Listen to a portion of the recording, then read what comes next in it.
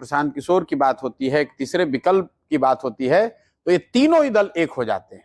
ये आपने कहा, मैंने नहीं कहा। क्यों हो जाते हैं? क्योंकि इन दोनों फॉर्मेशंस को, नीतीश भाजपा को और लालू को, इनको राजनीतिक मुफ्तखोरी की आदत लग गई है बिहार में। बिहार में एक बहुत बड़ा तबका जो लालू जी को वोट देता है, वो लालू जी को वोट नहीं देता है, वो सिर्फ और सिर्फ भाजपा नीतीश के डर से लालू जी को वोट देता है। जैसे मुसलमानों का एक बड़ा तबका है, 18% उनकी आबादी है, वो लोग लालू जी को पसंद करते हो ऐसी बात नहीं है। उनको मालूम है कि राजद ने, लालू जी की पार्टी ने, तेजस्वी ने मुसलमानों का हक नहीं दिया है, उनको भागीदारी नहीं दी है, मुस्लिम बच्चों के लिए पढ़ाई रोजगार की व्यवस्था नहीं की, उनकी तरक्की की बात नहीं की, सिर्फ भाजपा का डर दिखाकर वोट लेते रहे, ये बात उनको मालूम है। बावजूद इसके वो जाकर लालू जी को वोट इसलिए देते हैं क्योंकि उनके पास कोई विकल्प नहीं है, भाजपा को वोट दे नहीं सकते हैं। इसी तरीके से एक बहुत बड़ा समाज का तबका ऐसा है जो नीतीश और भाजपा से उसको कोई लेना देना नहीं है, वो उनको वोट नहीं देना चाहता है। वो परेशान है यहाँ के नीतीश के भ्रष्टाचार से, जमीन के सर्वे से, प्रीपेड मीटर से, यहाँ के ध्वस्त शिक्षा व्यवस्था से, पलायन से।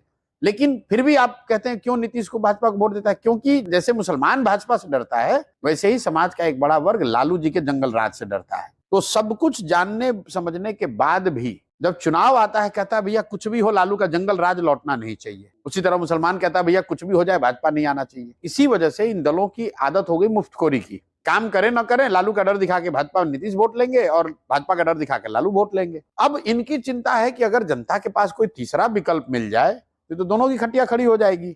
इसीलिए जब जनसुराज की बात होती है, प्रशांत किशोर की बात होती है, तो ये तीनों एक साथ मिल जाते हैं। तीनों ने मिलकर बर्बाद किया है, लूटा है बिहार को।